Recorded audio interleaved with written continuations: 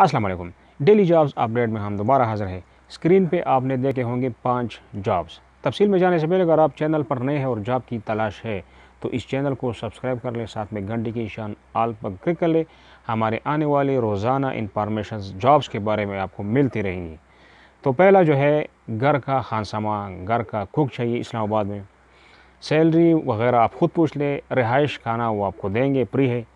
Note कर लें इनका नंबर और अभी रब्ता कर लें 051-51-45-793। ये इनका नंबर है और अभी आप मिला सकते हैं।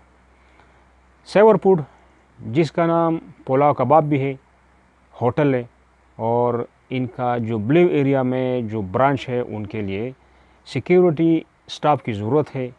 नोट कर लें इनका नंबर।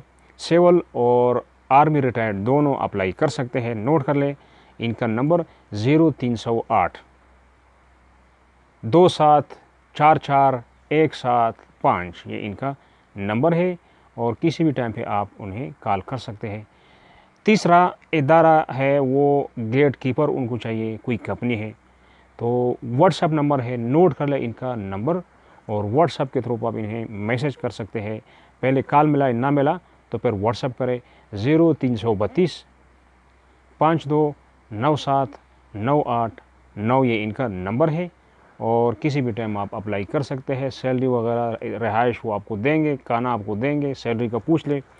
एक और इदारा है, उनको कुक चाहिए, कोई कंपनी है, तनख्वाह बता रहे 23,000 और इनका व्हाट्सएप नंबर है। मैसेज करें उनको, पहले कॉल करें, ना उठाए तो मैसेज करें 0322-5147-20 ये इनका नंबर है।